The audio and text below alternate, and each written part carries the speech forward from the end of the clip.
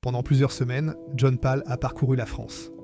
À l'occasion de la sortie en français de son livre Fethullah Gülen, l'héritage d'un penseur turc, il est allé à la rencontre du public de ville en ville.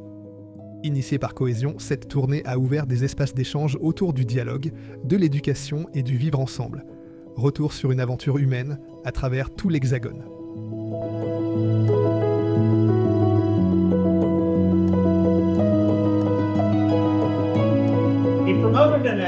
Fethullah Gülen reprenait souvent une parole du penseur kurde Saïd Nursi. Nous devons voler avec deux ailes.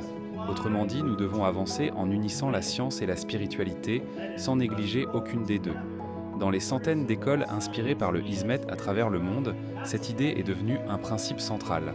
Former une jeunesse capable de grandir avec ses deux ailes. Étudier la religion, oui, mais aussi les sciences et le monde naturel, ce livre de la nature.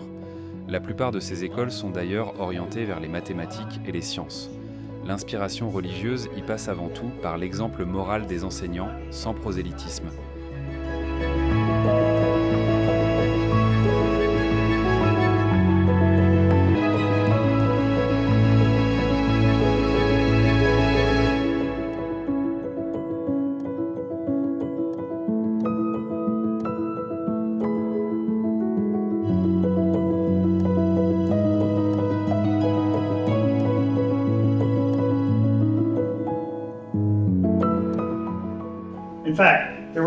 Pour Fethullah Gülen, trois grandes causes sont à l'origine des souffrances humaines: l'ignorance, la pauvreté et la violence ou la division.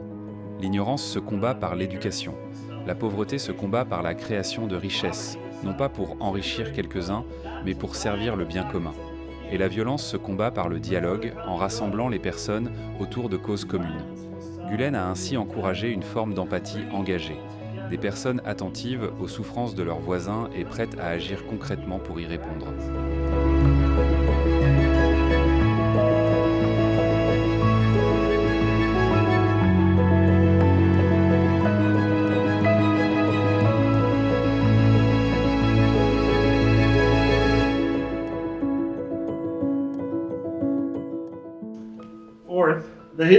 La communauté Hizmet défend ce que l'on peut appeler un pluralisme de convictions.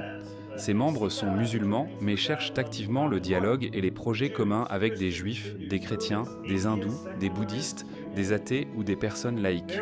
Comme l'écrivait Fethullah Gülen, il n'y a aucune raison d'avoir peur les uns des autres. Tout le monde peut dialoguer et travailler avec tout le monde. Cette vision fait des acteurs du Hizmet des participants engagés de la société civile. Ils cherchent à créer des ponts entre les communautés et à renforcer ce qui unit les personnes autour d'actions communes. Par exemple, pendant le Ramadan, les personnes inspirées par la philosophie du Hizmet organisent de nombreux repas de rupture du jeûne, afin de permettre à des personnes d'horizons différents de se rencontrer, d'échanger et parfois même de se découvrir pour la première fois.